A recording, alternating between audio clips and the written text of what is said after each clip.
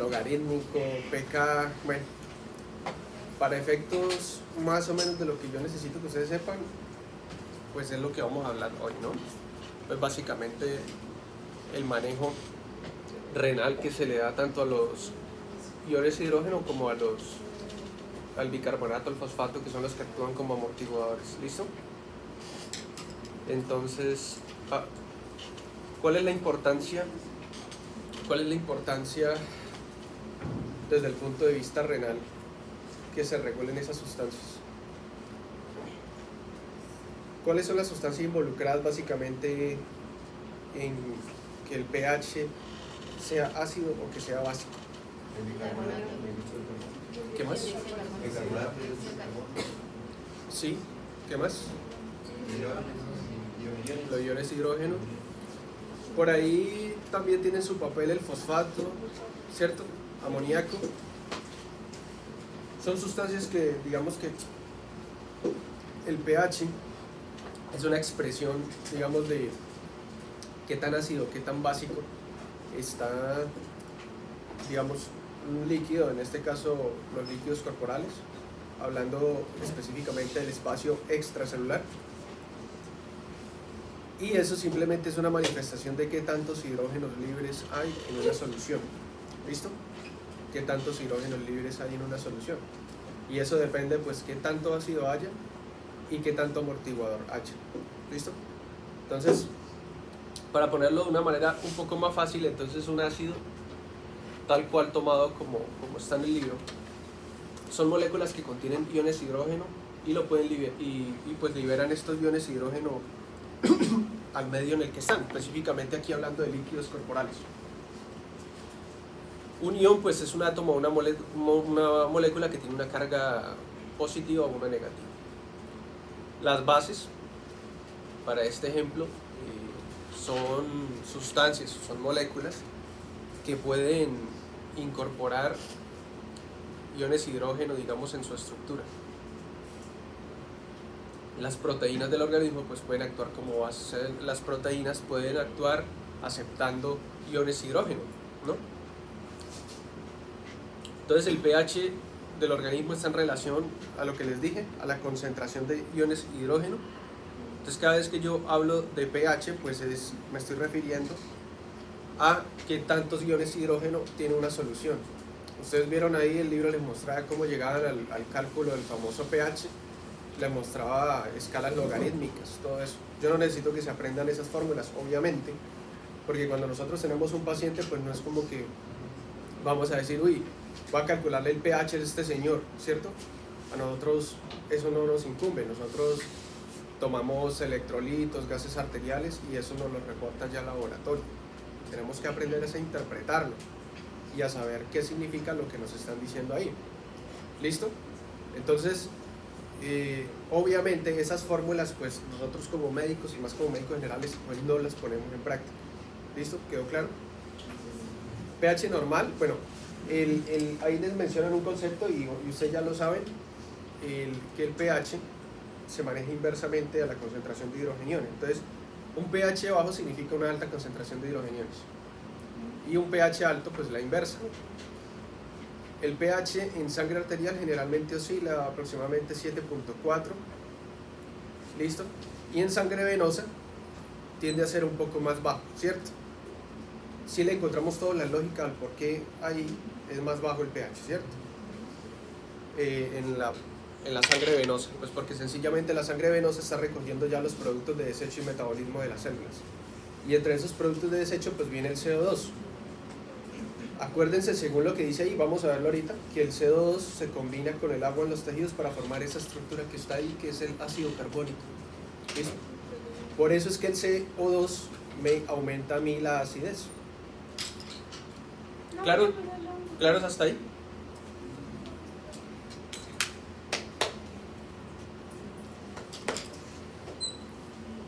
¿Listo? ¿Ya? Sí, ya. Listo. Entonces, ahí les hablan de un mínimo y un máximo de pH que puede soportar un tejido. Les hablan del pH urinario. Yo por ahí en las diapositivas de la clase de casos les regalé ahí los valores normales de uroanálisis, ¿listo? Pues a este nivel en el que estamos de fisiología, pues todavía, digamos, un estudiante no debería saber o no debería todavía interpretar un uroanálisis, obviamente, pero sí vayan repasando, mirando para efectos de ustedes, de enriquecerse, los valores normales de uroanálisis, ¿no? Y en el uroanálisis se reporta el pH. ¿Listo, muchachos? Con el pH yo me puedo orientar a muchas patologías, sobre todo las patologías de irregulación ácido-básica que presentan los pacientes. La amortiguación de los hidrogeniones en los líquidos corporales, entonces tenemos sustancias que actúan como amortiguadoras.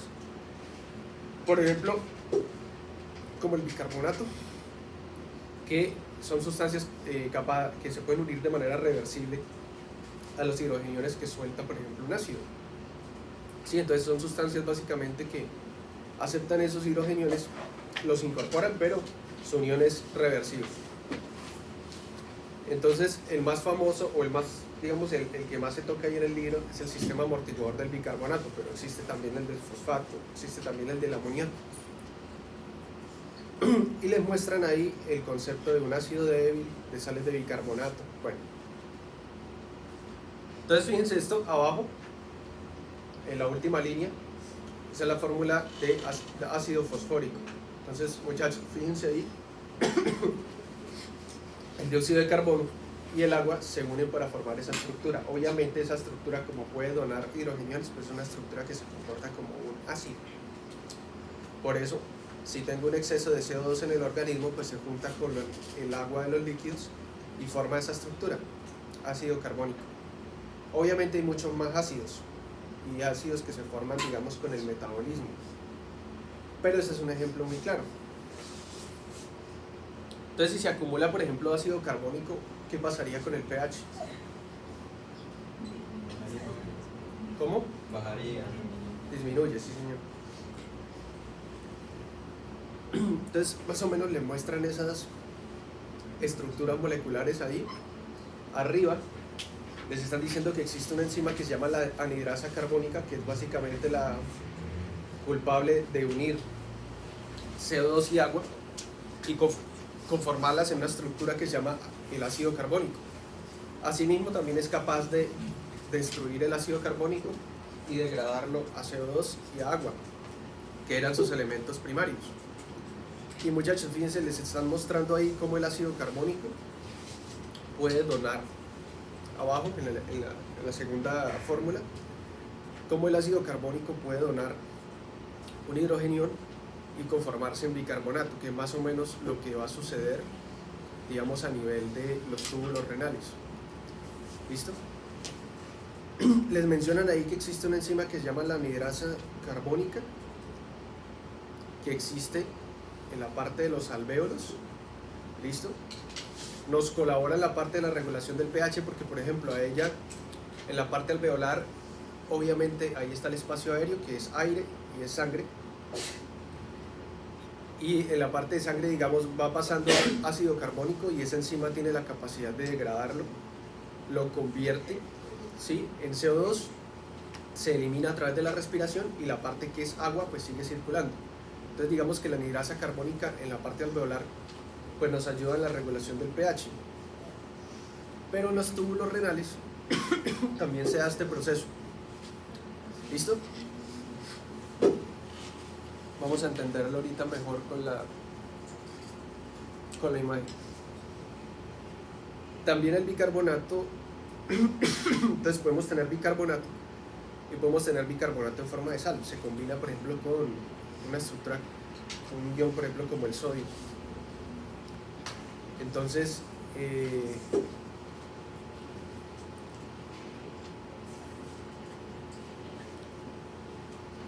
las alteraciones del equilibrio de ácido básico, pues entonces lógicamente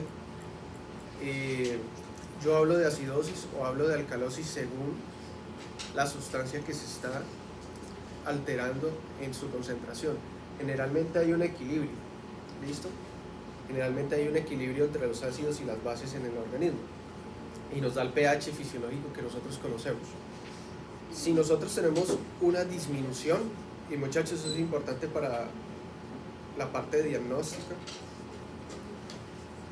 si nosotros tenemos una disminución en lo que es el bicarbonato, pues vamos a tener una acidosis metabólica. ¿Sí estamos claros por qué? ¿Seguros? Porque estoy teniendo menos cantidad de amortiguador, por lo tanto hay más hidrogeniones libres, no tengo quien me los acepte. Pero ¿quién me distingue a mí si es metabólica o si es respiratoria? ¿Cómo hago yo? Entonces, obviamente, hablamos de si es, por ejemplo, si es respiratoria, una forma fácil es porque deriva de una patología que es respiratoria. O sea, la alteración primaria es una concentración del CO2, es un aumento de la concentración del CO2. Si nosotros hablamos más, por ejemplo, de alteraciones del bicarbonato, ya entonces hablamos ya desde la parte metabólica. ¿Sí? Porque el bicarbonato en nosotros no se forma en la respiración ni en los procesos respiratorios, sino se forma más por procesos de enzimáticos. Entonces, si tenemos un aumento de la presión de dióxido de carbono, pues tenemos una acidosis respiratoria. Y si tenemos una disminución de la presión de dióxido de carbono, tenemos lo contrario, que es una alcalosis.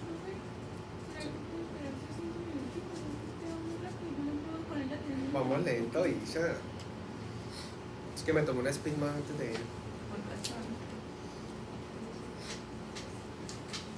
Vamos claros ahí, muchachos.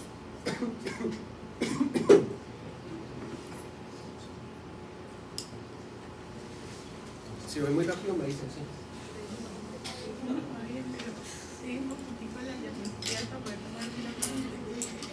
Igual acuérdense que yo se las envío, ¿no? Esas ya están listas, yo se las envío ahorita.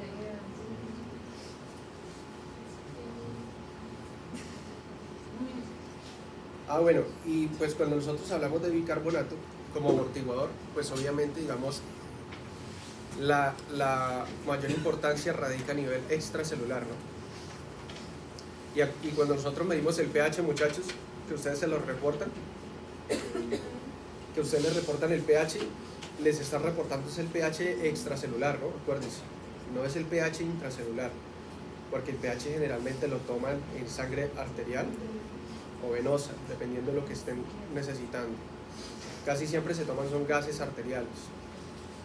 Y obviamente, acuérdense que cuando hablamos de arterial, hablamos de plasma y hablamos desde líquido extracelular. ¿Listo? Entonces ustedes les están reportando, es el valor del pH extracelular. Entonces, ya entramos en la parte de la regulación del equilibrio ácido-base. O sea, ¿cómo hago yo para mantener equilibrio entre los ácidos y las bases del organismo? Entonces, primero, gracias a los sistemas amortiguadores que yo tengo en el plasma, que están circulando. Esa es una. Segundo, la regulación respiratoria. Entonces, el ciclo respiratorio me permite a mí nivelar las concentraciones entre oxígeno y dióxido de carbono. Ahorita que vamos a pasar a la parte nerviosa, hay una parte que toca, o creo que se toca es en respiratorio, donde se habla del bulbo raquídeo y los centros autónomos de la respiración. Tuvieron que haberlo visto en neuroanatomía también, con el profe Ricardo, el que está dando ahorita, no sé, que hay unos centros respiratorios en el bulbo raquídeo. Acuérdense que el bulbo raquídeo, o en la parte del tallo cerebral, se maneja todo lo que es la parte autónoma del organismo, o sea, todo lo que yo hago sin estar consciente de eso. Y ahí hay unos quimiorreceptores también, que ellos detectan variaciones, sobre todo en la concentración del dióxido de carbono, y me regulan a mí el ciclo respiratorio. Entonces, según cómo se va concentrando dióxido de carbono, bueno, y también son sensibles a los iones hidrógeno. Entonces, ustedes lo leyeron por ahí. Conforme se van concentrando estas sustancias, el cuerpo entiende que tiene que ventilar más para barrerlas. Entonces, esa es una forma en que la respiración regula el equilibrio ácido-base. Entonces, ¿a base de quién? De tratar de controlar el CO2 a nivel del líquido extracelular. Entonces, un incremento de la ventilación un incremento de la frecuencia y de la profundidad respiratoria, trata de eliminar el dióxido de carbono, ¿sí? Entonces, y por tanto trata de reducir la concentración de hidrogeniones. Y una disminución en la ventilación trata de hacer el efecto contrario, aumentar el dióxido de carbono y por tanto aumenta la concentración de hidrogeniones. Ustedes pensarán pues que el dióxido de carbono es un desecho y que el cuerpo no lo necesita para nada y que por tanto entre menor dióxido de carbono tenga es mejor, ¿no? Podrían pensar eso, pero acuérdense que no todo es así. Y yo siempre tengo que mantener unas concentraciones de dióxido de carbono basales, ¿listo? No puede ser completamente cero, yo tratar de eliminar completamente todo el CO2 porque me altera el pH, ¿listo? ¿Leyeron por lo de la respiración de Kussmaul? ¿Qué encontraron más o menos de eso? ¿Qué encontraron ahí? ¿Qué encontraste? Más o menos, ¿cómo es la respiración de Kussmaul? Es forzada, es asistente de la caja torácica y el paciente pues, tiene la inspiración y la expiración lo utilizan de manera forzada y se suele dar por acidosis metabólica. ¿Sí vieron el video que les envié del Dr. Rowdy? Sí ve que el interno le dice al médico de ahí de urgencia, le dice, profe, esa es la respiración de Kussmaul. Y el chino tiene razón, pero el médico es bastante testarudo y anda detrás de la interna aparte. Entonces el médico no es que sepa mucho y el interno, como se dan cuenta, pues está ahí. Y entonces el chino detecta, dice, profe, es la respiración de Kussmaul, es una respiración dificultosa que cuando ustedes pasen a clínicas les grafican los tipos de respiraciones, porque esa no es la única, está la de Chain-Stokes también. Y las grafican y las ponen así, en curvas altas y bajas, ¿sí? Picos y profundidades, excavaciones, las grafican de esa manera. Los picos representan inspiraciones profundas y las partes más llana, más baja, representan expiraciones profundas. Es una respiración que tiende a ser profunda tanto en inspiración como en expiración. Se aumenta un poco la frecuencia respiratoria y es debido a una acidosis, como dice Carla. Si vieron ahí el caso de qué trataba, en el caso del Dr. Rowdy, ¿qué caso trataba?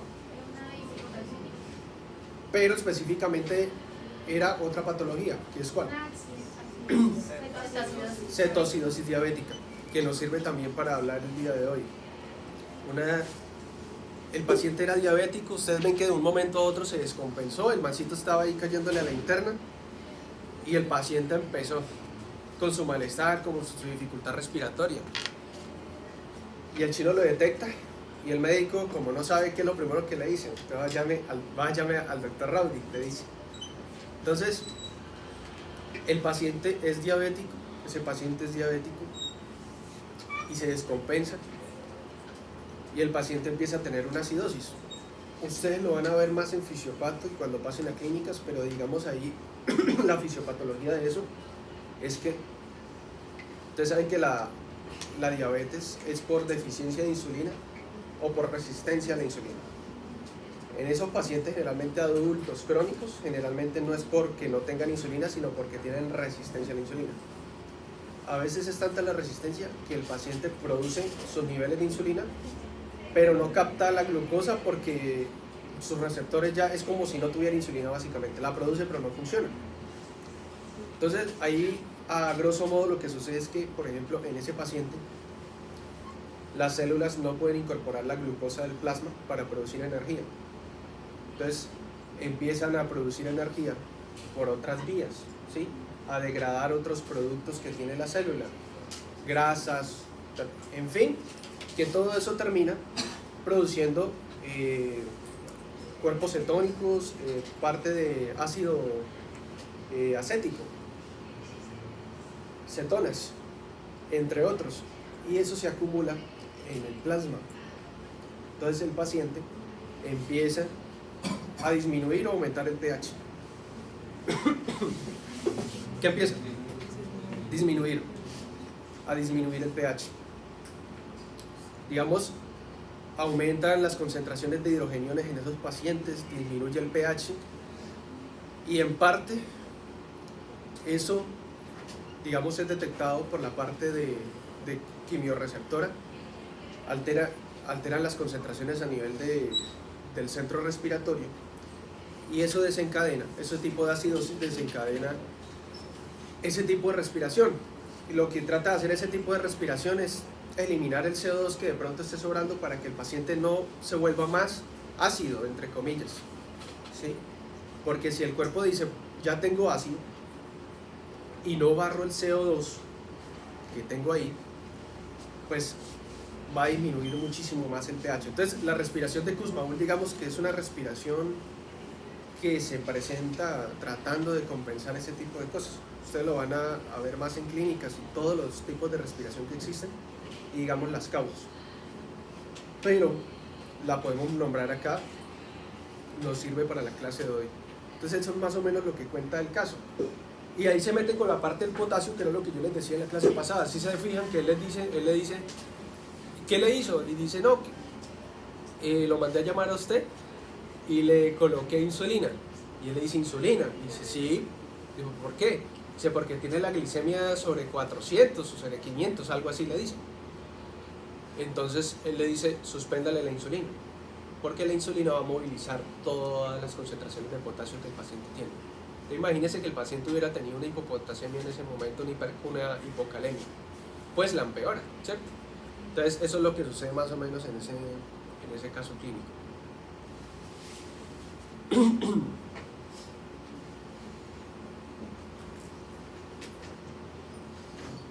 Ya lo nombramos, ya hablamos de eso.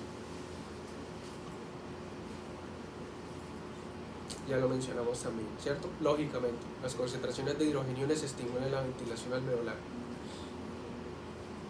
Ahí les van mostrando en esa gráfica la relación ventilación-pH. ¿Lo paso, Isa? ¿Sí? El deterioro de la función pulmonar puede provocar acidosis respiratoria, claro. Pacientes, bueno, ahorita en el último apartado hablamos ya de patologías. Pacientes que tienen trastornos respiratorios, obviamente, tienen dificultad para eliminar el CO2 que se está acumulando. Y el CO2 reacciona con agua y crea ácido. ¿Listo? En términos generales, siempre tengan eso presente.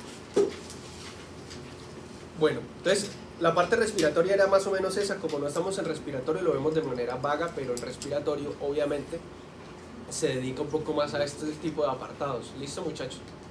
Entonces en respiratorio, Dios mediante, si nos da tiempito de verlo un poco a profundidad, pues tocamos un poco más ese tema. Acá, pues lo que nos interesa sobre todo es la parte renal. Entonces en la parte renal yo hago una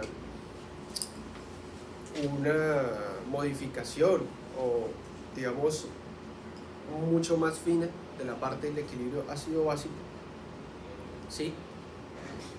Puedo concentrar mi orina o puedo, digamos, convertir mi orina en ácida o básica dependiendo de las necesidades. ¿Listo? Eso gracias, digamos, a una reabsorción continua de ion bicarbonato.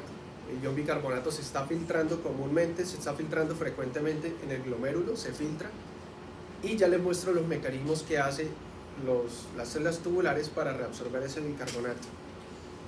Los iones hidrógeno se secretan, si se acuerdan por ahí en una parte hemos tocado ahí de la secreción de iones hidrógeno. La parte del túbulo colector también hablamos un poquito, que hacían secreción de iones hidrógeno. Y obviamente el equilibrio del pH depende de la diferencia de eliminación de ambos.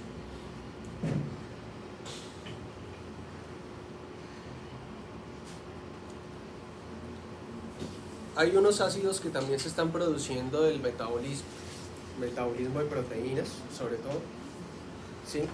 Que el cuerpo tiene que encargarse también de eliminarlos. Entonces, bueno, ya les mencioné la reabsorción de bicarbonato. Entonces, la reabsorción de bicarbonato es un proceso que, como menciona ahí, y como ustedes leyeron, se da en casi todas las porciones de los túbulos. ¿Listo? Dice ahí que excepto en la porción descendente del asa y en la porción ascendente fina. Y sí, realmente es así. En lo que es la parte de la reabsorción de bicarbonato, las demás partes, sobre todo túbulo proximal, se produce el 80-90% de la reabsorción de bicarbonato. ¿Se acuerdan cuando estábamos iniciando renal que yo les hablé del síndrome de Fanconi? Yo se los mencioné. Que el síndrome de Fanconi era un trastorno de los túbulos proximales. Y yo les dije que el paciente tenía glucosuria, aminoaciduria, bicarbonaturia. ¿Se acuerdan? Es por eso. Acuérdense que en los túbulos proximales se produce una reabsorción de grandes cantidades de sustancias, sobre todo aminoácidos, glucosa y bicarbonato. Se reabsorben muchas más otras cosas, iones, etc. Pero digamos, en esas tres sustancias, lo que es glucosa, bicarbonato y aminoácidos, se produce casi que prácticamente toda la reabsorción en la parte de los túbulos proximales. ¿Listo? Y en los túbulos proximales pues también se produce secreción de hidrógeno. Claro que no es el único sitio. En la porción gruesa del asa, también se reabsorbe bicarbonato, aproximadamente un 10%.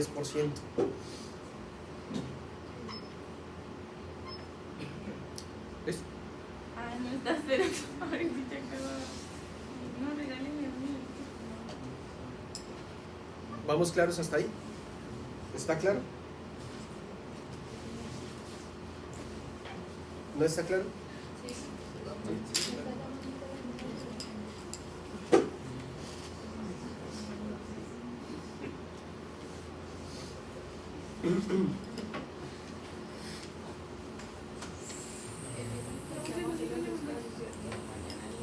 Mañana sí, mañana quiero que iniciemos con la parte ya del sistema nervioso y el viernes tocamos casitos.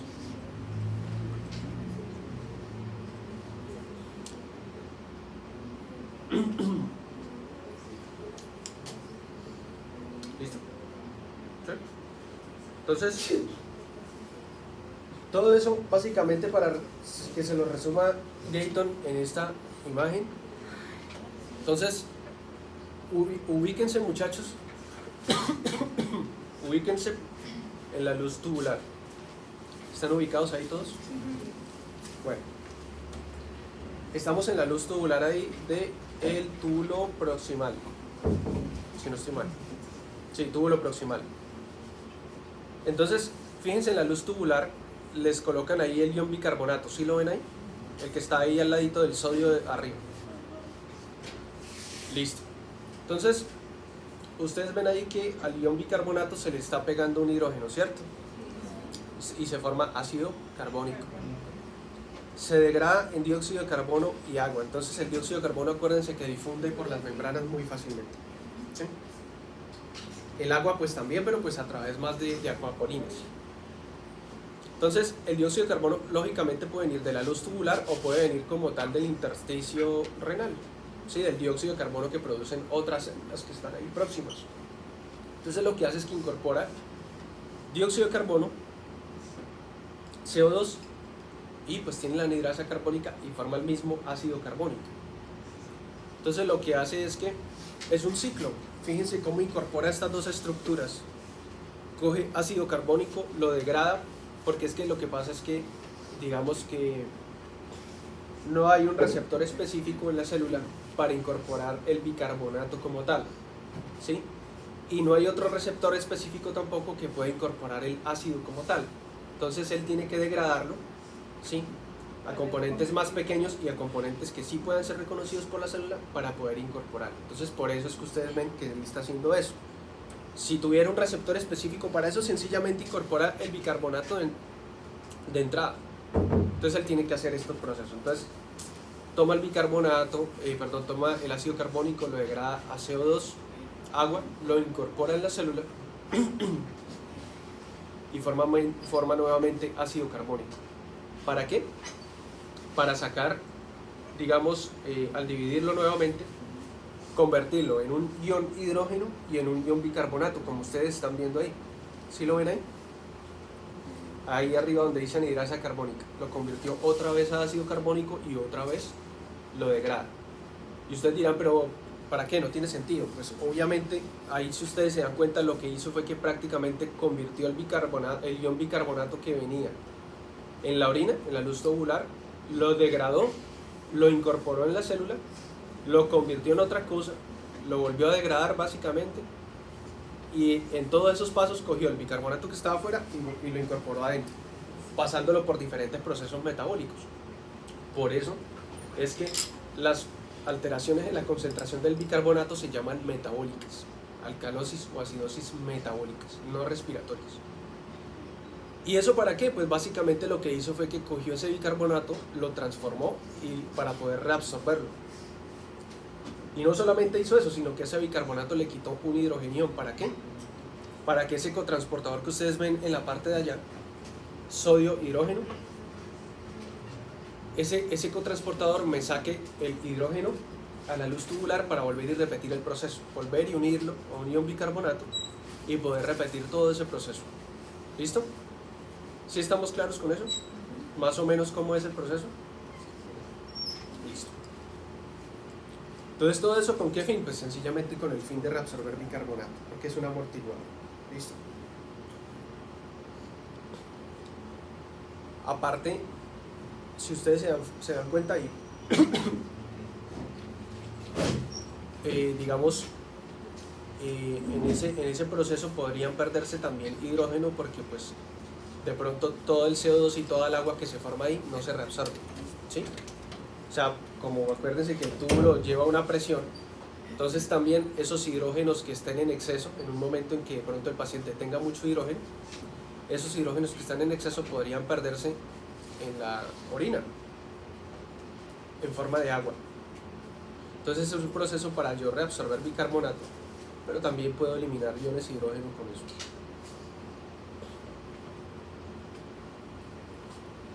En la parte ya de lo que es los túbulos distales y túbulos colectores, como ustedes vieron ahí, hay un proceso ya más de transporte activo de hidrógeno. Es un proceso más de lo mismo, toma agua y toma dióxido de carbono, lo convierte en ácido carbónico, básicamente hace el mismo proceso, pero simplemente toma hidrogeniones y lo saca por una bomba de hidrógeno, lo saca a la luz tubular. Eso con el fin de pues, que se pierdan por la orina. Y este mecanismo es muy importante cuando el cuerpo sensa que hay un exceso de hidrógeno. ¿Listo? Cuando hay un exceso de hidrógeno, este mecanismo es muy importante para sacar esos hidrogeniones que están sobrando a la luz tubular y perderlos en la orina.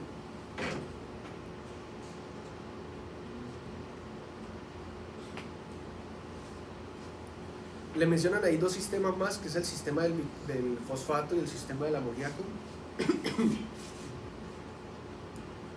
Es un mecanismo perdón, más o menos parecido. Fíjense que sucede algo muy similar. Inicia con CO2, con agua, lo mismo, tenemos ácido carbónico y lo separamos para tener hidrogeniones e ion bicarbonato. Y el bicarbonato se reabsorbe, pasa nuevamente al líquido intersticial para ahí, y ahí pasar a los capilares. Y el hidrógeno lo utilizan para esa sal de fosfato que se va a formar. Fíjense que hay fosfato, hay sodio arriba y hay hidrógeno. Eso es un ion. Eso es un ion que puede admitir hidrogeniones. Entonces, fíjense ahí que ese hidrogenión que se sacó, que se separó originalmente del ácido carbónico, se pega ahí al fosfato y forman una sal de fosfato. Y eso se pierde por la orina. Entonces, es un mecanismo en donde se utiliza el fosfato para sacar exceso de hidrogeniones. ¿Listo?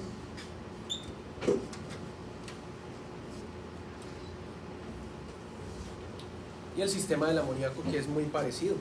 Entonces, el paso es igualito. Se forma ácido carbónico, se degrada, se reabsorbe bicarbonato, se saca hidrógeno y al hidrógeno se pega el amonio, forman el amoníaco. Y eso se pierde en la orina. Y eso es lo que le da el olor característico a la orina. ¿Listo? Es por eso.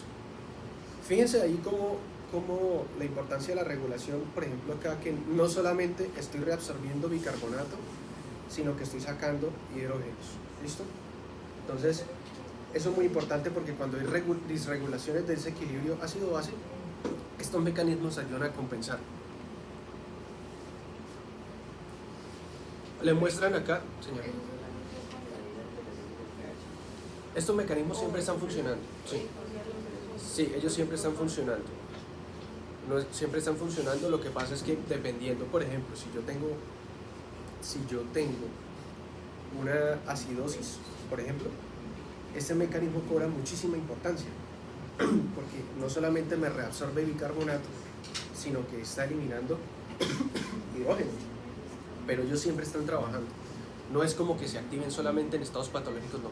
Siempre está funcionando. ¿Listo? En esta tablita les muestra Gayton los, digamos, diferentes estímulos que puede presentar un paciente. En esta tablita, en la columna de la, pues para mí es izquierda, para ustedes también es izquierda, donde dice aumenta la secreción de hidrógeno y la reabsorción de bicarbonato. Entonces, ustedes ven ahí el aumento de la presión de dióxido de carbono. ¿Sí están de acuerdo o no? ¿Sí tiene lógica o no? ¿Qué lógica tiene eso?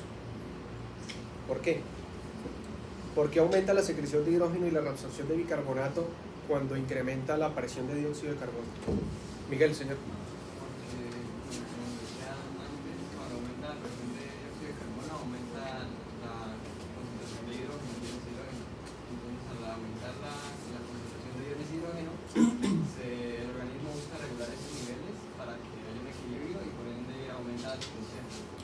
¿Y por qué se aumenta las concentraciones de hidrógeno cuando incrementa el dióxido de carbono?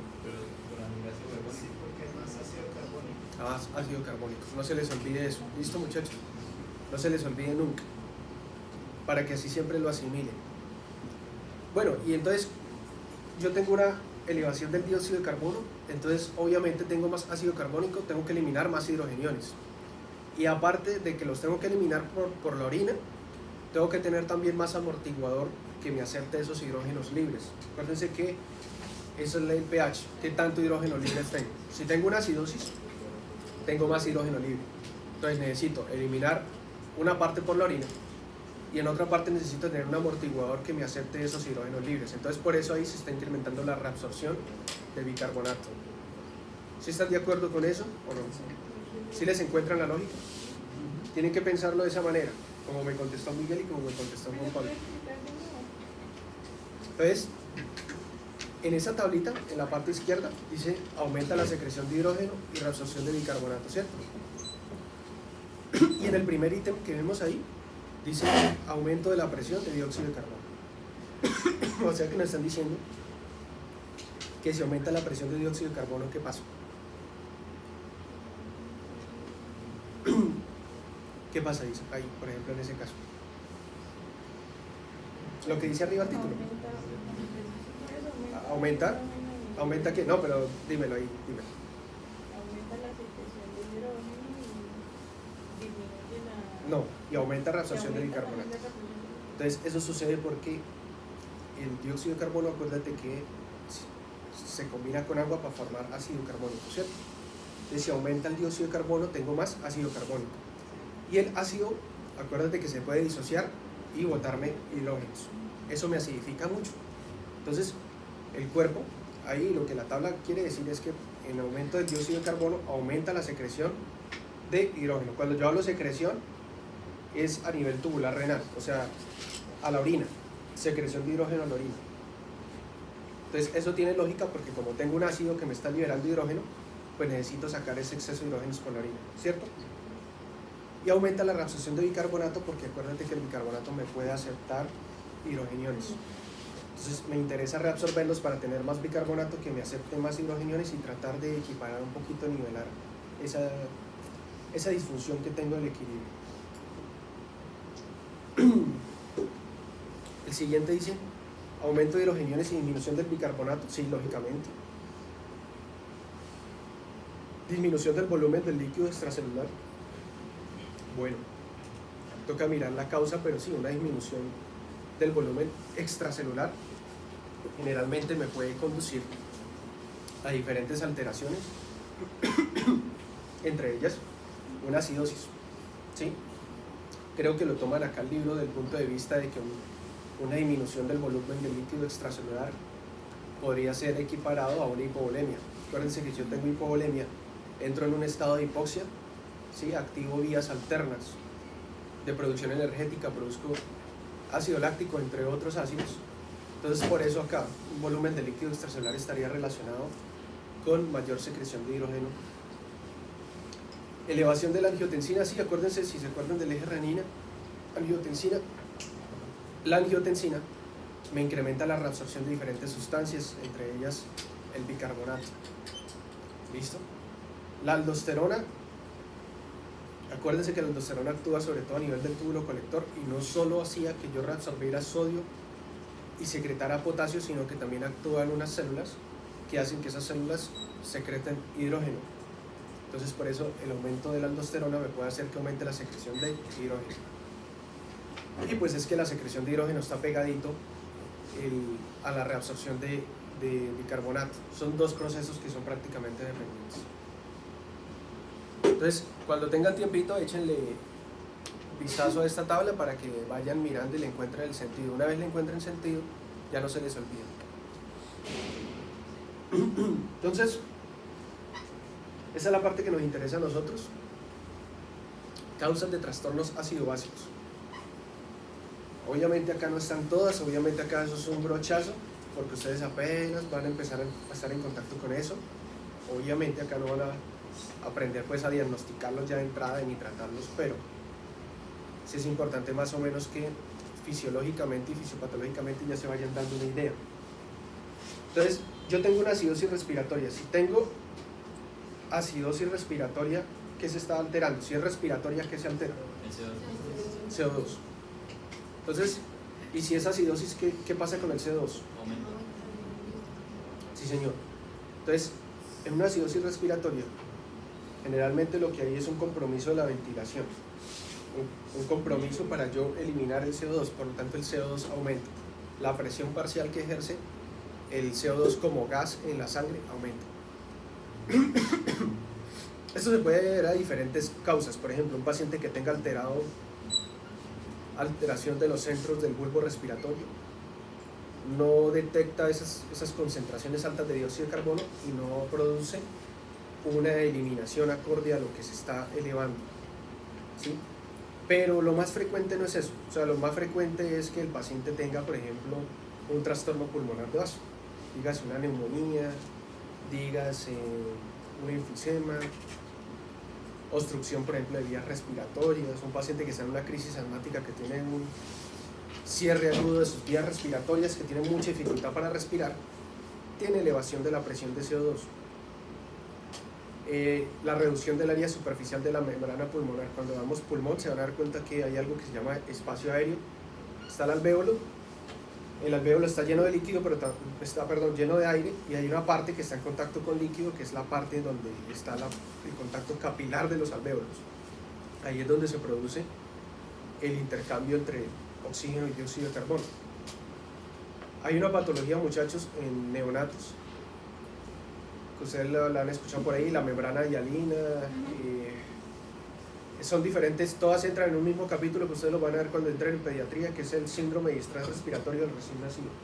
Ahí entran como, si mal no recuerdo, como 3 o 4 patologías. Los que están en neonatología manejan mucho mejor eso. Una de ellas se produce porque el neonato nace y no tiene una maduración pulmonar muy adecuada, no tiene adecuado surfactante y se colapsan los alvéolos.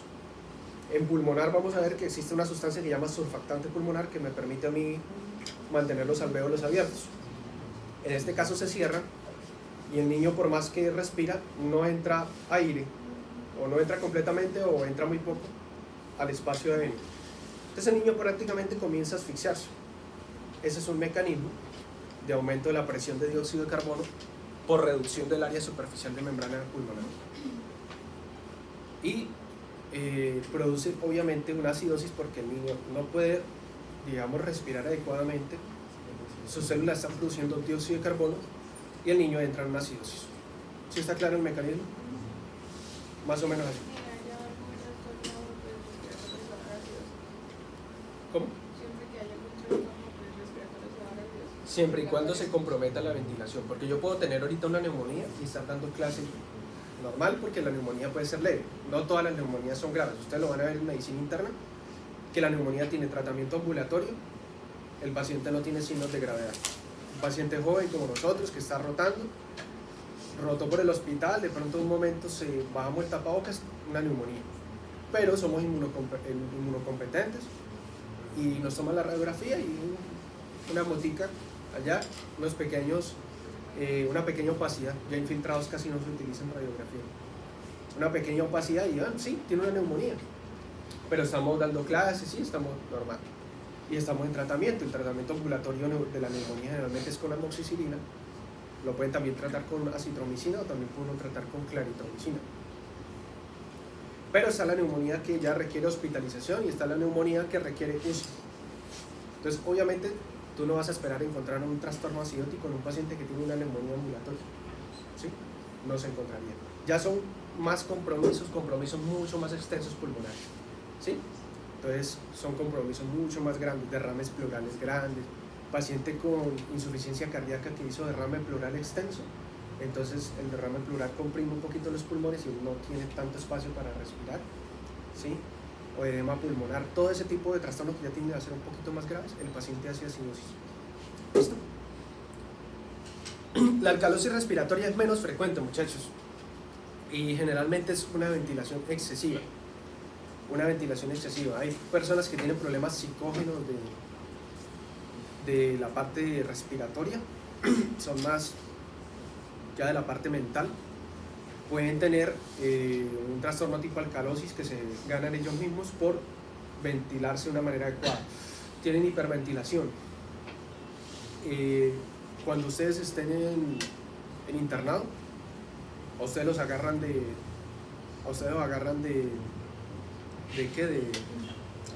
respirador artificial de los pacientes. No sé si todavía será así, pero en mi época era así. No habían tantos respiradores. Nunca hay suficientes, realmente nunca hay suficientes. Por más desarrollado que sea el país, nunca hay suficiente. Entonces, nos ponían a nosotros, hay una rotación que llama urgencias en internado, y urgencias se divide ahí le tocaba turnos a uno y decía pequeña cirugía. Yo no sé si en el hospital todavía existe pequeña cirugía, en mi tiempo existía, y ahí es donde entraba todo lo que estaba más grave, o sea que era urgencia pero que estaba más grave. Recuerdo que ahí nos llegó una vez, por ejemplo, estábamos en internado y fue que hubo unas protestas ahí en la frontera con Venezuela y se fueron gente hasta de acá a participar en eso, y la Guardia Venezolana sacó unas escopetas con munición, o sea, era munición no letal, teóricamente, o sea, no era plomo, pero eran perdigones de metal que sí pudieran matar a una persona si le da como debe ser. Entonces la Guardia Venezolana los recibió allá con eso, y esa vez estamos de turno y nos llegaron como 25 personas de un solo totazo por heridas. Entonces en pequeña cirugía llega todo lo que es así, lo que es de suturar, lo que sería grave. Y esa gente llegaba con lesiones en los ojos, perdigones ya incrustados en los ojos. Llegó un paciente que traía el ojo cerrado. Cuando le abrimos, el ojo está cortado por mitad. Ese paciente perdió el ojo completamente. Cuando yo le abrí el párpado superior para mirarle, la mitad del ojo se quedó con el párpado superior y la otra se quedó con el párpado inferior. Entonces, esa es la categoría de cosas que llegan pequeña cirugía. Llegan pacientes, por ejemplo, con accidente de tránsito, que están muy graves, trauma craneoencefálico, lo sedan, y mientras le buscan el ventilador, mientras hay espacio en un UCI, pues le toca al interno ahí. Entonces yo me acuerdo que nosotros eran turnos de 6 y de 12 horas. Y cuando eran turnos, por ejemplo, de 6 horas, o cuando eran turnos de noche, los turnos de noche sí eran de 12, éramos 3 o 4 rotando en urgencias esa noche, y nos tocaba turnarnos de a turnos de a 3, de a 4 horas dando ventilación. Entonces nos tocaba así. Entonces, cuando usted inicia la ventilación, usted tiene que cuidar, a usted le dicen, ni muy despacio ni muy rápido, ¿sí? ¿Por qué? Porque habían compañeros que se le pegaban a eso. Y uno se va a cansar, se cansa muy rápido. Van a haber días, usted llegaba uno al turno siguiente y veía al mismo paciente ahí, todavía no le habían conseguido ventilador, y usted sabía que le tocaban otras 3 o 4 horas de darle ventilación, y usted llegaba con las manos entumecidas del día anterior. Entonces, las primeras ventilaciones de esos pacientes eran muy efectivas, porque lo agarraban a usted bien, no lo agarraban cansado, y usted hace la ventilación como debe ser, profunda, ¿sí? Sin ir muy rápido ni muy lento. Y si uno iba muy rápido, ventilación excesiva y barría el CO2 del paciente, ¿cierto? Y pudiera provocarle una alcalosis. Y si iba muy lento, se acumulaba el CO2 y pudiera ocasionarle una acidosis al paciente. Complicar ya el edema cerebral que tenía y todo lo demás. Casi todos se terminaban muriendo. Casi todos se terminaban muriendo. Y es que un paciente, muchachos, que duraba 3 o 4 días siendo ventilado por internos, ¿qué también puede quedar? ¿Sí? Hay los que lo hacían con pasión, vamos a ventilar bien al paciente, como habían otros que, y ustedes se van a dar cuenta, hay compañeros así, hay de todo en la viña del Señor. Habían otros que ventilaban mientras estaban mirando el celular, que no era lo ideal. Entonces, finalmente ese paciente ya no iba a despertar. Y ya el ventilarlo de esa manera, ya tenías más del edema que tenía, ya tenía daño neurológico, siendo ventilado 3-4 días por internos, que también podía quedar. No porque los internos sean malos, sino porque no, digamos, ustedes van a ver, no todos se comprometen. Así se comprometan, usted ya está cansado, ¿sí? 3 o 4 horas dando ventilación, turnándose con compañeros, ya usted ya no quiere nada más. Entonces, sucedía eso. Y muchos pacientes pues terminaron realmente muriendo. Lo que le quiero decir con eso es que pues precisamente usted le dicen eso, le dicen, mira, tiene que ventilarlo de esta manera, ¿sí? Para tratar de mantener al paciente como debe ser, ni alcalótico ni acidótico. ¿Listo? Y generalmente esos pacientes los conectan a un monitor y usted va mirando en el monitor la saturación de oxígeno. Entonces, según como vaya saturando, usted más o menos se da cuenta cómo está ventilando el paciente. Para que vayan entrenando las manitos, vayan haciendo ejercicios para que lleguen finos allá. Entonces, acidosis metabólica, si hablamos de metabólica, ¿qué es lo que se está alterando? Ya la tienen clara. Entonces, si nosotros estamos hablando de una acidosis metabólica, puede estar sucediendo lo siguiente: que el bicarbonato se está disminuyendo, ¿sí? Entonces, que el bicarbonato se está disminuyendo o que yo esté teniendo un aumento de la concentración de ácidos de manera que el bicarbonato esté estable, pero tengo más ácido que bicarbonato. Por ejemplo, trastornos del organismo, de los riñones, para secretar hidrógeno. Entonces, no puedo secretar exceso de hidrógeno, el hidrógeno se va acumulando.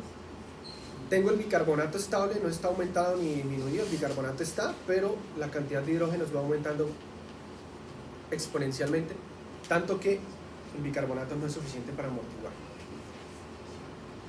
Que yo tenga formación excesiva de ácidos metabólicos, adición de ácidos metabólicos por ingestión, pacientes que se intoxican, llegan a urgencia intoxicados porque toman, se quieren matar y se toman 30, 40 aspirinas. Para los problemas de coagulación que puede tener, pues acuérdense que la aspirina es un ácido. Entonces se incrementan los ácidos y su bicarbonato no es suficiente para amortiguar. O que haya una pérdida como tal de las bases de los líquidos corporales, pérdida del bicarbonato, pérdida del fosfato. ¿Listo? ¿Qué patologías vemos acá? Por ejemplo, una acidosis tubular renal, en donde hay alteración de la reabsorción de bicarbonato, por ejemplo. Trastornos del túbulo proximal que me impidan a mí reabsorber bicarbonato. Como vimos, el túbulo proximal reabsorbe ¿cuánto? Aproximadamente un porcentaje de bicarbonato. De 80, 90. O sea que es bastante, ¿cierto? 80-90. O sea que si yo tuviera un trastorno del túbulo proximal que me impidiera reabsorber bicarbonato, estoy jodido. Estoy jodido. Entonces ahí pudiera haber una acidosis o en su defecto una incapacidad para secretar hidrógeno. Entonces tengo mi bicarbonato normal, pero no puedo secretar el exceso de hidrógenos que estoy teniendo del metabolismo. En la insuficiencia renal crónica también podemos tener acidosis, porque se comprometen las funciones de las células. Secreción insuficiente de aldosterona. ¿Por qué la secreción insuficiente de aldosterona me pudiera producir una acidosis? Porque no secreta suficientemente los iones hidrógenos. Exactamente, sí señor. Aldosterona. afecta la secreción de los iones hidrógeno, no los puedo sacar y se acumulan. Y el famoso síndrome de Fanconi que les hablé, muchachos. ¿Entienden más o menos el mecanismo que está sucediendo ahí? Señor. Una pregunta, la acidosis respiratoria no podría causar acidosis en la orina. Sí, sino que se llama respiratoria porque la alteración primaria fue respiratoria. Por eso decimos respiratoria, pero claro que sí.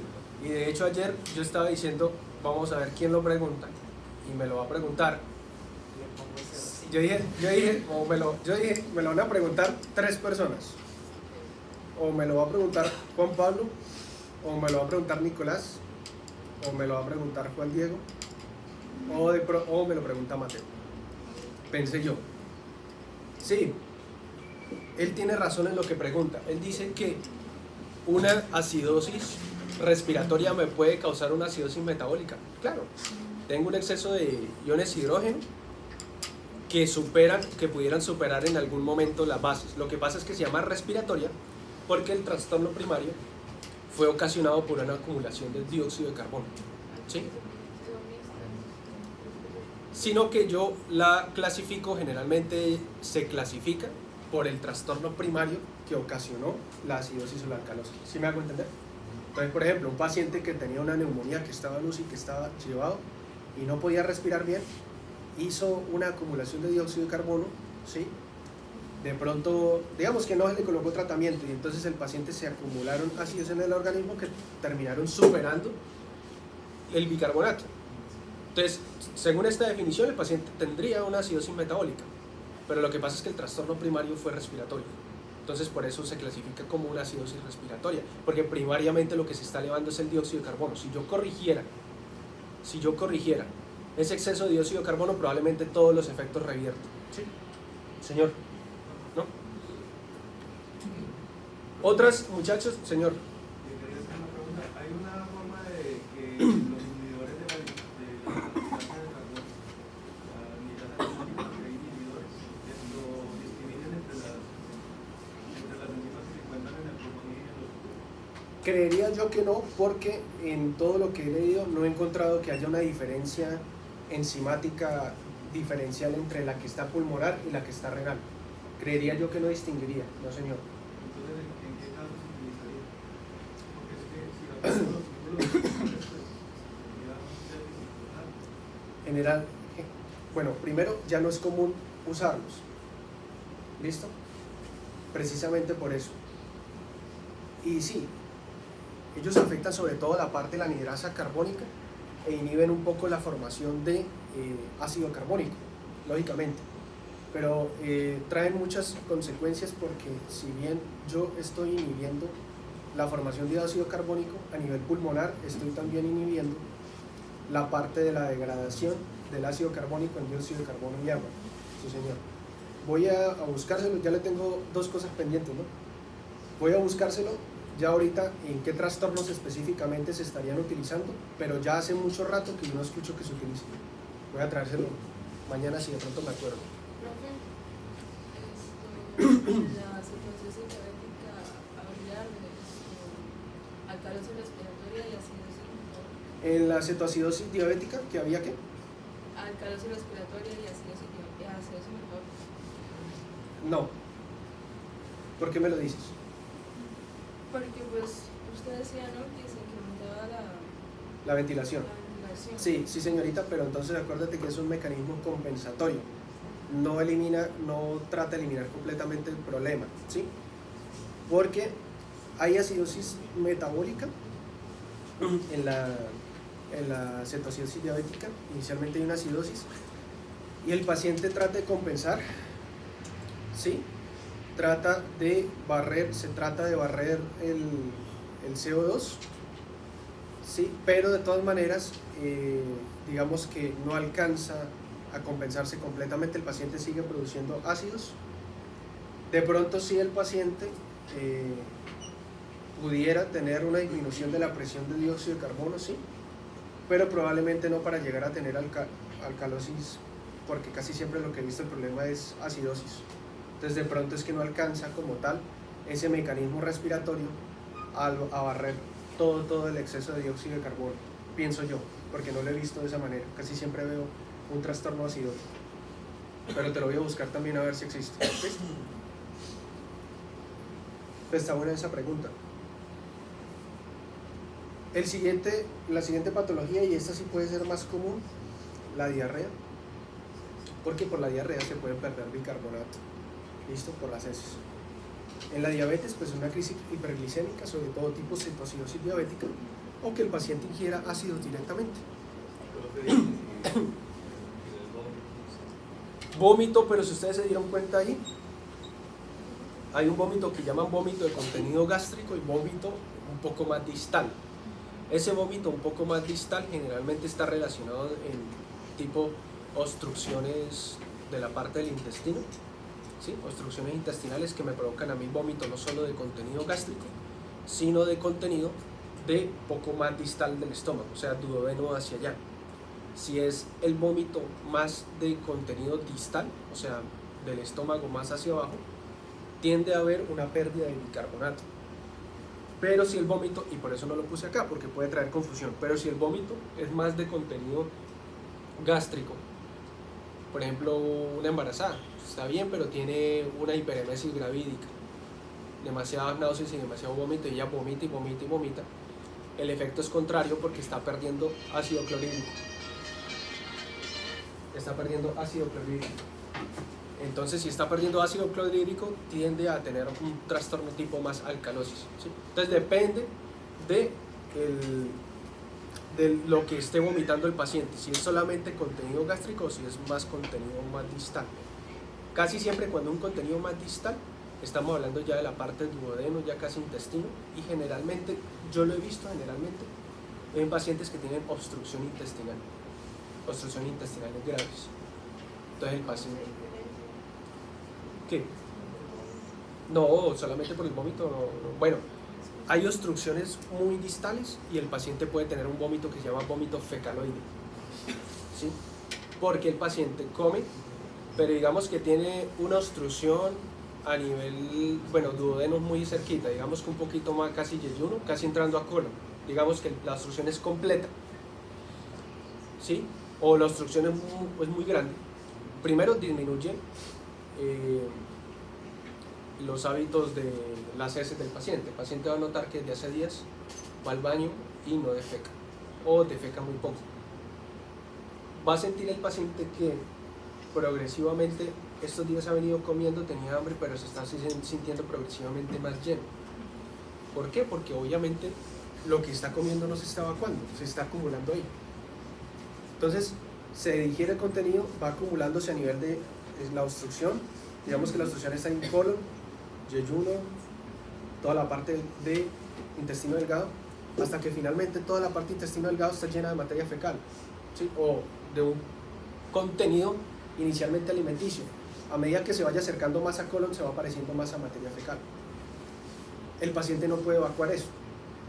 Entonces llega el momento en que él come, el estómago digiere eso, lo pasa al intestino, pero digamos que el paciente ya está lleno completamente, digamos que de materia fecal. Aumentan las presiones. Acuérdense que eso es músculo liso, dolor, cólico, el paciente se empieza a sentir lleno, empieza a sentir ganas de vomitar, vomitas contenido alimenticio de la última comida probablemente, y empieza, como eso está lleno, esto necesita liberar presión, pero como acá no puede hacerlo distalmente porque hay una obstrucción, lo hace hacia arriba. Entonces, y el paciente tiene vómito de contenido alimenticio y tiene vómito de contenido fecaloide. Entonces yo digo, probablemente tiene algo ahí que no está dejando pasar la materia fecal, entonces está regresando. Si ya la obstrucción es muy distal, muy distal, ya sería mucho más raro el contenido fecaloide, porque es que tendría que devolverse todo ese camino por colon, luego todo el intestino delgado y luego hacia arriba. Es más difícil. Pero más o menos usted pudiera diferenciarlo de esa manera. Obviamente el médico colombiano busca lo que tú estás buscando, diferenciarlo por la clínica. Pero en otros países, por ejemplo como en Argentina, no escatiman en la parte diagnóstica al paciente, entonces de entrada le están pidiendo ya una endoscopia de vías digestivas altas, una tomografía, etc. allá los médicos generales tienen mucha libertad para pedir. Acá nosotros no, y nosotros somos más clínicos. No importa en el lugar que estemos, casi siempre estamos restringidos en ese tipo de cosas. Entonces, en clínica uno dice, tiene esto y me ayudo con lo que yo puedo pedir como médico general, una radiografía. Y tú generalmente en la radiografía hay unos hallazgos que son altamente sugestivos de obstrucción intestinal. Tanto generalmente alta como baja están descritos. Entonces tú te guías por eso, por la clínica, y dice más o menos el contenido no es alimenticio como tal, sino un poco más fecaloide, ¿sí? Y por eso. Pero también tú te puedes ayudar de todos los paraclínicos que necesites. Obviamente no tomografía, porque eso no, casi nosotros como médicos generales no lo podemos pedir. ¿Listo? Ecografía sí. Ecografía, radiografía de abdomen. Generalmente la radiografía de abdomen es la que solicitamos en esos casos de que sospechamos obstrucción intestinal. Vemos dilatación de las asas, niveles hidroaéreos, por eso la radiología está bonita. Alcalosis metabólica. Entonces, obviamente un aumento de la concentración de bicarbonato. Diuréticos, obviamente no todos los pacientes que toman diuréticos tienen alcalosis metabólica, sino los diuréticos pues no se utilizarían tanto. Ya esto más pues para pacientes de pronto que no tienen cuidado. A veces pasa, muchachos, ustedes van a trabajar en consulta de crónicos, están recibiendo un montón de viejitos allá con esas patologías, y entonces lo recibe ISA, por ejemplo. ISA le coloca un buen tratamiento para su hipertensión, para su insuficiencia cardíaca, le coloca un IECA, acuérdense los inhibidores de la enzima convertidora de angiotensina, e ISA se añade a la guía y le coloca un diurético de baja potencia, ¿sí? Un diurético de baja potencia, una espironolactona, por ejemplo. Entonces sí se hizo su trabajo bien, pero el paciente a los 2 meses viene a control nuevamente y tiene control con otro médico, y ese médico ya no lo atiende tan bien y dice, no, sigue con la tensión más o menos como alta, ¿qué está tomando? Y el paciente generalmente no sabe qué toma, porque así son. Llevan 10 años tomando las pastillas y no saben cómo se llaman. Entonces el paciente dice, no, estoy tomando la blanquita, estoy tomando la chiquita, y el médico tiene afán de sacarlo, y este man, mire, ¿sabe qué? Tómese esto. Y le recomienda furosemida. Pero no se fijó que el paciente ya estaba tomando, por ejemplo, espironolactona. Y de eso otro diurético. Entonces, digamos que ya ese exceso de diuréticos, puede que al paciente no le pase nada, obviamente, pero es que no todos los pacientes son iguales. Depende de la capacidad renal del paciente, de las comorbilidades que tenga, ¿sí? Y entonces el paciente, por un exceso de diuréticos, acuérdense que los diuréticos tienden a reducir la reabsorción de sustancias. Y el paciente pues tuvo una alteración del bicarbonato, digamos, eso sería un ejemplo, ¿no?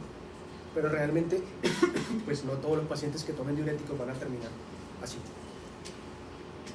Exceso de aldosterona, sí, si yo tengo una secreción excesiva de aldosterona, tengo una secreción excesiva de hidrógenos en orina y por lo tanto tiendo a ser un poco más alcalótico.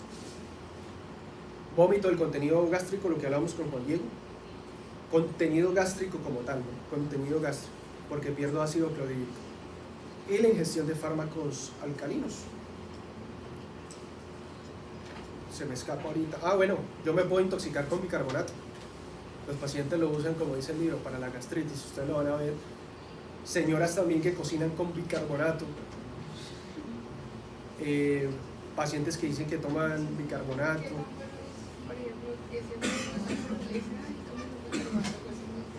Pero no tiene ningún sentido. Si tú miras, está tomando ácido con una base, está haciendo una solución buffer.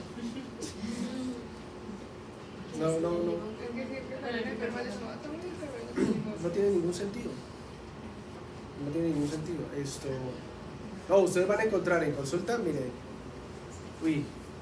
por ejemplo, en la consulta respiratoria me llegó un paciente que él decía que él no necesitaba vacuna COVID porque es que él se trataba con estas maricadas de dióxido de cloro. Y decía, eso me curó a mí hasta la diabetes. Y yo, bueno. Eso a mí me salvó el COVID y lo estoy usando ahorita en tratamiento para la diabetes. Y de esa manera un alquimista que cogía el dióxido, lo sometía a no sé qué, que lo calentaba, luego lo enfriaba, se lo tomaba y así.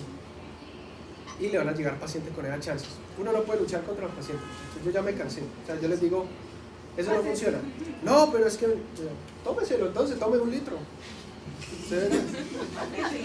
Sí, mire, a ver, eso ya, ustedes al inicio, ustedes van a ver, ustedes, no, padre, mire, ¿qué tal? Ya, muchachos, ya después de 4 o 5 años ya se maman. Entonces, ahorren energías, ustedes cumplen con decirle, eso no tiene evidencia. No, que es que el primo de fulanito, bueno, padre, entonces, no, pues, 1 litro, tal, 1,5 litros, tómese, suba la dosis. Padre o madre o señor entonces usted mirará. Entonces no se pongan a luchar con eso. Les van a llegar pacientes que también toman bicarbonato como remedio para la gastritis, toman esto. En el campo existe una hierba que se llama paico. Ay, sí. Toman esa maricada con limón y con no sé qué para purgarse. Bien, ellos verán qué hacen. Entonces usted cumple con decirle, eso no tiene evidencia, si él persiste, bueno, listo, tome 1 litro. ¿Listo? Listo.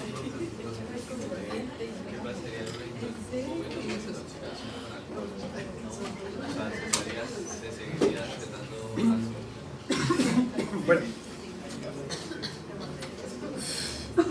en intoxicaciones por alcohol ocurren muchas cosas porque uno, lo que jode al paciente rápidamente pues es el alcohol como tal. Antes de que hay una alteración porque el alcohol produce un metabolismo, no me acuerdo ahorita la vía, pero por ese metabolismo tiende a producirse ácido, entonces tiende a haber un poco de acidosis.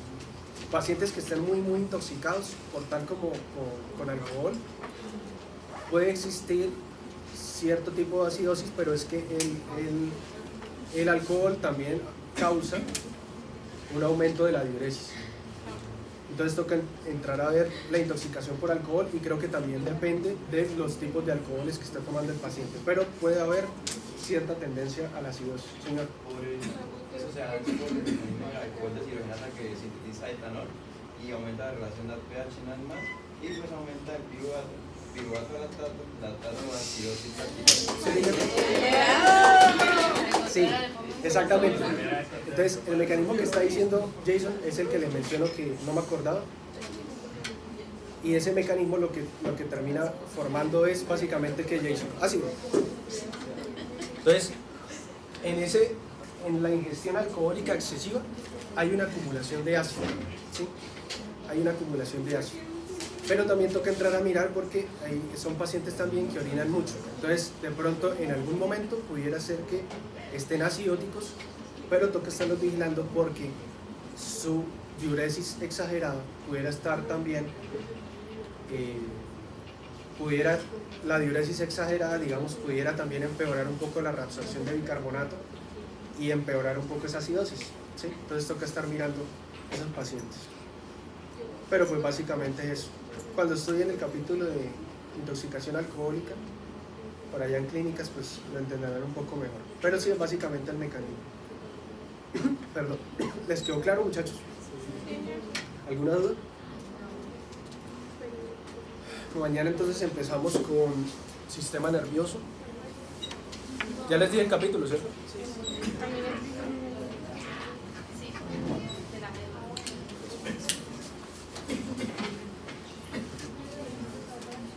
Y el viernes tratamos un poco más de